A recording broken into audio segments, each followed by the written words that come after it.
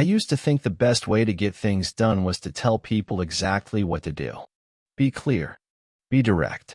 Lay out the plan. But I learned something far more powerful, something that changes how people respond to you entirely. When you want someone to do something, don't just give them instructions. Ask for their input. Involve them. Because people support what they help create. When someone feels like they've had a hand in shaping a decision, they're far more likely to follow through. Not because they have to, but because they want to. Their pride is on the line. Their ideas are in motion. I saw this work in the most unexpected places. One time, I worked with a manager who struggled with resistance from his staff. Every new policy was met with pushback. Every improvement suggestion was shrugged off. He came to me frustrated, ready to discipline half the team. I asked him, before implementing these changes, did you ask for their suggestions? He said no. So I encouraged him to go back, present the problem, not the solution, and ask, what would you suggest we do here? He did. And suddenly, people who had been resistant became eager. They proposed ideas, some good, some great. They owned the plan. And because of that, they followed through. He didn't lose authority. He gained cooperation. Because when people are part of the process, they feel responsible for the result. I've used this principle in my own work. When planning a course or presentation, I often start by asking, what do you think would make this most valuable for you?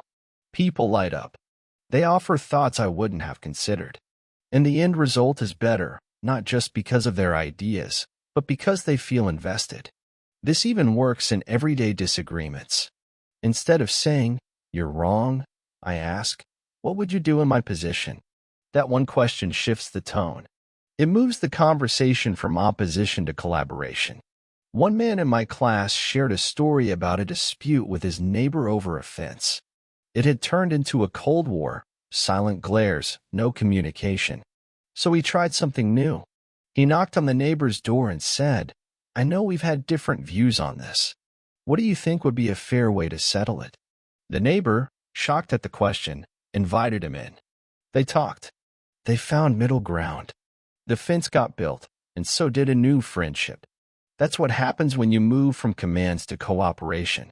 You stop being a force to resist. You become a partner to work with. So whenever I want someone on board, I don't just tell them what to do. I ask for their thoughts. I invite their voice. I open the door. And more often than not, they walk right through it, willingly.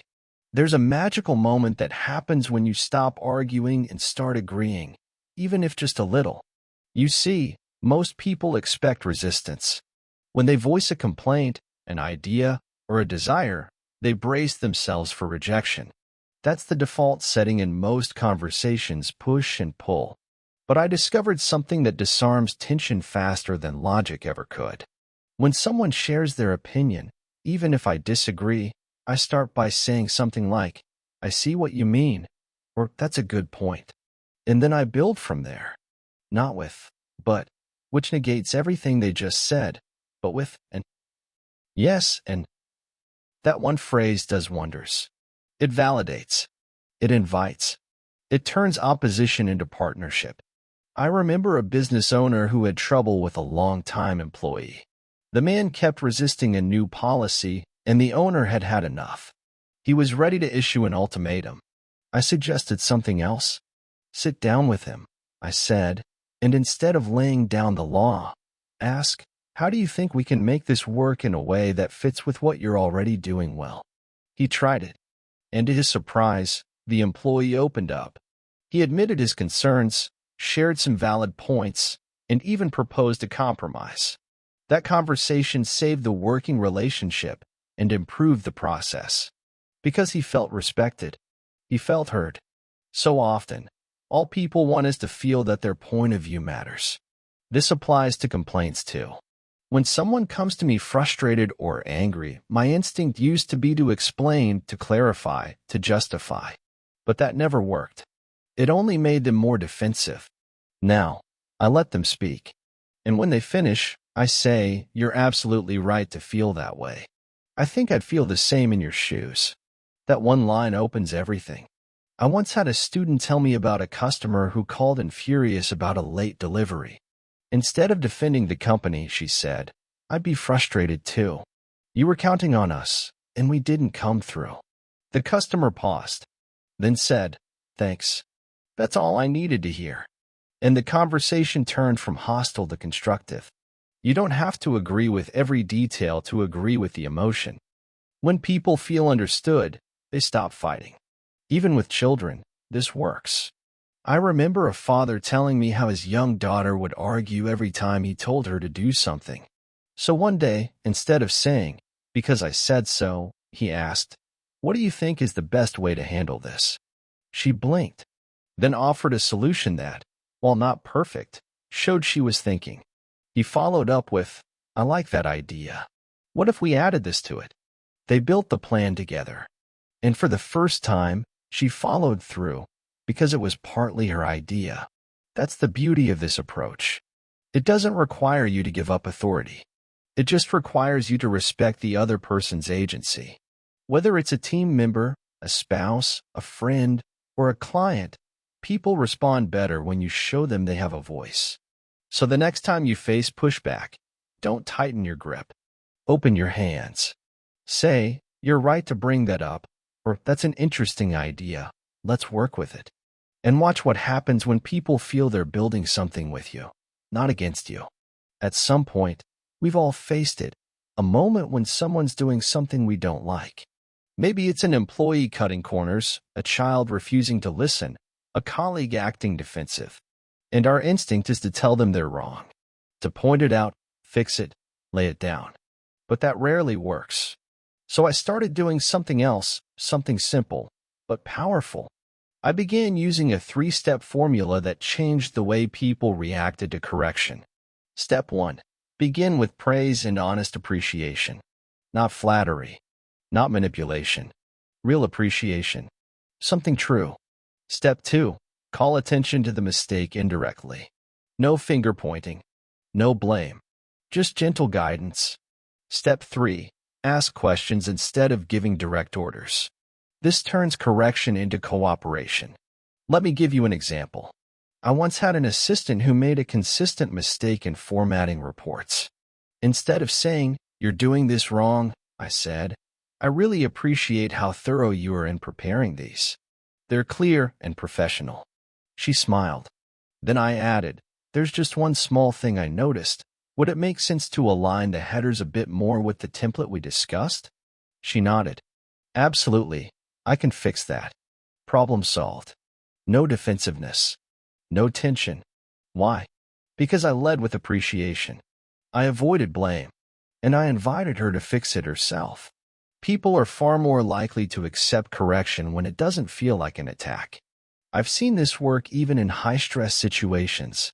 A manager I worked with told me about a conflict with one of his best employees. The employee had missed an important deadline. He was ready to confront him directly. I suggested a different route. He sat the employee down and said, "First, I want you to know how much I value what you bring to the team.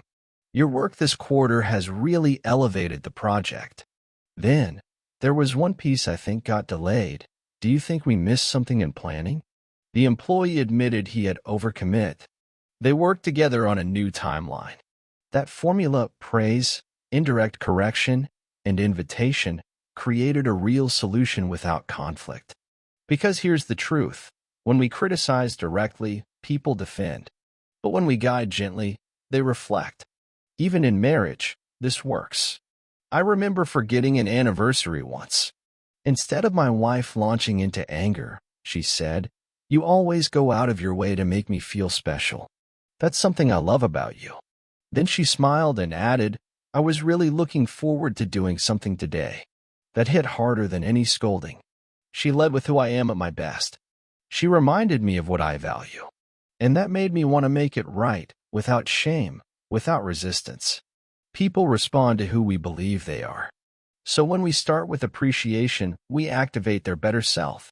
When we correct indirectly, we avoid triggering their defenses. And when we ask questions, we turn instruction into ownership. That's the formula. It's simple, but it works wonders. And once I started using it, I saw people not just cooperate, but grow. There's something I've noticed again and again. When you win someone's heart, their mind follows. But try it the other way around, and you'll hit a wall. Logic is important, but emotion is what moves people. That's why, before I offer correction, I try to remind the person of who they are when they're at their best. I highlight the good before pointing to the gap. And more often than not, that makes them want to improve, not because I told them to, but because they want to rise to what they already believe about themselves. Let me show you what I mean. A man once told me about an employee he was about to fire. The guy had been late 3 times in 1 week. But instead of exploding, the boss called him in and said, "You've been one of the most dependable people on the team. I've always counted on you, and that's why I was surprised this week. Can you tell me what's going on?" The employee sat quietly for a moment. Then he opened up. Personal issues, stress, oversleeping. He apologized. And the boss said, "Let's figure out a way to get you back on track, because I know that's not who you are." That conversation saved the job. More than that, it changed the employee's behavior. Why? Because it wasn't an attack. It was a reminder of his better self. When we tell people what's wrong with them, they get defensive. But when we remind them who they are when they're at their best, they want to live up to it. I once worked with a sales manager who gave his team weekly feedback. He noticed one of his top performers was slipping, but instead of reprimanding her, he said, "I've seen what you're capable of. You're one of the sharpest communicators on this team. That's why I was surprised by the last report. Is everything okay?" She said she'd been distracted, struggling with a few things, and appreciated his approach. That conversation didn't just repair performance, it deepened trust. Here's the pattern. Lead with truth about their strength, then ask about the slip. It doesn't mean ignoring problems. It means approaching them in a way that preserves dignity and inspires improvement. Even at home, this works. A father told me about a moment when his son was being rude at dinner. He was ready to snap, but instead he said, "You're usually one of the most thoughtful people at this table. That's why this surprised me." The boy looked down. "I'm sorry," he said. No fight. No yelling. Just a mirror held up to his better self. You see, people become what we expect of them. When we treat them like problems, they give us resistance. But when we treat them like capable, good-hearted people who've had a misstep, they rise. So whenever you need to guide someone, pause first. Ask yourself, how can I remind them of their strengths before addressing the weakness? Because people change best not under pressure, but under belief. There's one thing people will do almost anything to protect, even more than money or comfort, and that's their pride. I've seen it in business, in friendships, even in family arguments. When someone feels humiliated or exposed, their instinct is to retreat or fight back. But if you let them save face, you preserve the relationship. And more often than not, you get the result you were after, without the mess. It's easy to call someone out, to say, "I told you so," or "This is your fault." But those words burn bridges. What I've learned to say instead is something like, "This kind of thing could happen to anyone. I know I've made similar mistakes myself." Or, "I'm sure you had a good reason for doing it that way. Let's look at it together." When you offer someone a graceful exit, they take it. Not because they're weak, but because they feel safe. They feel respected. And that makes them open to change. I remember working with a supervisor who had to correct one of her staff for missing a critical deadline. The mistake had real consequences, and she was furious. But I encouraged her to approach it differently.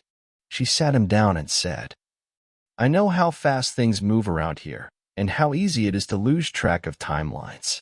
I've done it myself. Let's figure out a way to prevent that moving forward. What would help you the most?" He didn't feel attacked. He felt supported. And he took full responsibility on his own. By letting him save face, she got accountability without defensiveness. This isn't about avoiding tough conversations. It's about handling them in a way that lifts people up rather than tears them down.